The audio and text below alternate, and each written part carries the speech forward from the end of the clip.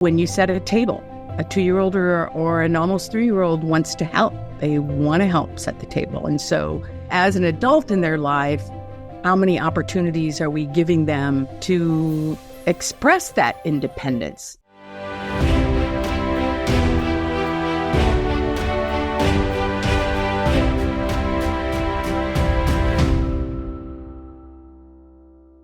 Good morning, Carol. Welcome to the podcast for parents and caregivers. And the podcast is called Now What, right? Often we have those questions like, we just got through this and now there's something else.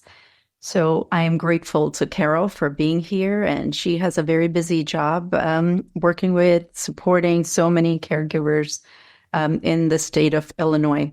Carol, can you tell us about your background? Because you have 30 plus years of experience working with young children. Yeah, I added it up. It's at over 40, but I don't like to say that out loud. I am a seasoned early childhood professional. So my background is varied. Most recently, I was working in higher ed and, teaching young teachers who are in the field or contemplating going into the field, all things child development. In the past, I've been a classroom teacher, an administrator, a program support specialist, a home visitor. So, those 40 plus years, I've had just wonderful experiences that have really helped shape me and my thought processes, to this point in my life. Yeah, it sounds like you're completely fulfilled supporting children, and the way you get to it is through the various positions you've held.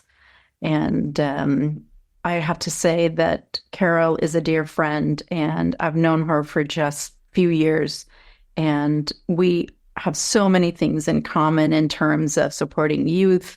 And so this podcast is perfect for us to have this conversation, because our goal ultimately is to provide small tools and encouragement to those who work with children, first of all, because we both have worked in early childcare and worked with children directly and caregivers. And we know that this is not an easy task. And this podcast per se is more so about looking at value of caregiving, and the direct results that we might not see immediately, but in the long term for children.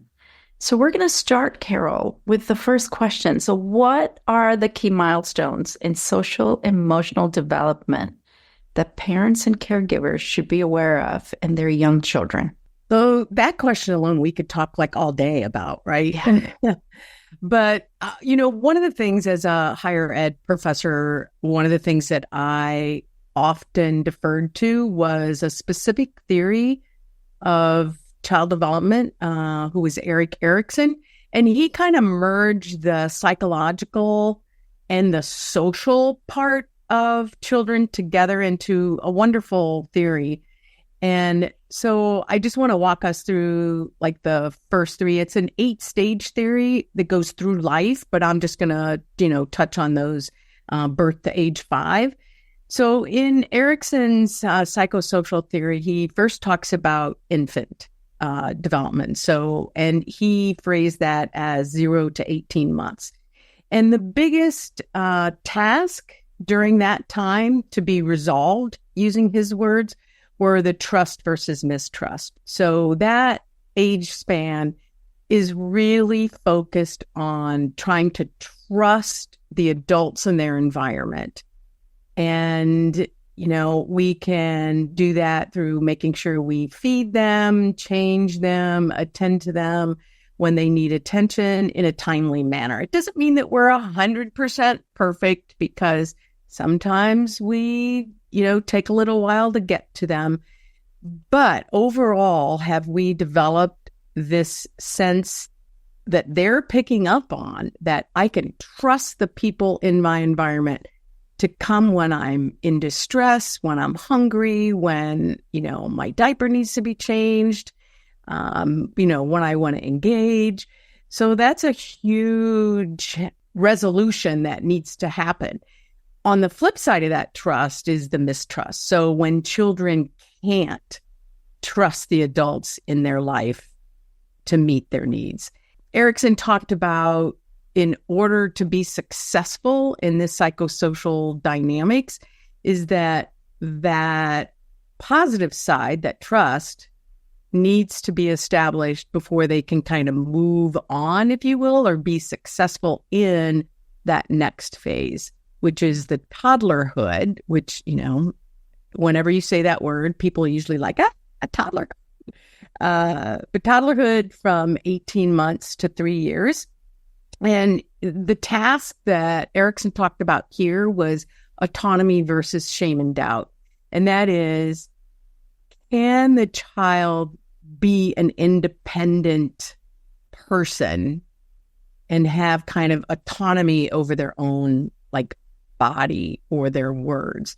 And so, or are they shamed for it? And I know a big task, especially in the early part of this stage, is potty training. And, those of us who work with children or who have children in our lives know that this can be probably one of the most stressful times, is trying to get our child potty trained.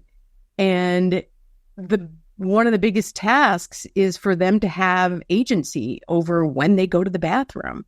And if we're shaming them or telling them, you bad boy or you bad girl, it really starts to chip away at their self-confidence and their ability to kind of have control over their body. And, as they age through this up into age 2, into age 3, how many toddlers, want to help? If you bring a load of laundry out and you're trying to fold it, they want to help. They want to help. And they want to know that they have control over that help. Another is, when you set at a table, a 2-year-old or an almost 3-year-old wants to help. They want to help set the table. And so as an adult in their life, how many opportunities are we giving them to express that independence? How many times do we hear a child in this age group, especially as they start to have words, go, me do it, me do it, me do it. So this is something that, we want to make sure that children are being successful in. And so as we move into that preschooler age, that 3 to 5, Erikson talked about this as initiative versus guilt. And that is taking the initiative to do something. And do we express excitement? If a child makes their own bed or tries to make their own breakfast, or do we make them feel guilty about it? Well, you're not big enough to do this, or, that's my job, or, discounting what they're actually doing. And so this lasts as Erikson talks about is 3 to 5 years. And so again, if a child throughout these 3 periods can be successful in the trust, in the autonomy, in the initiative, then they're going to be successful as they move to the next stage.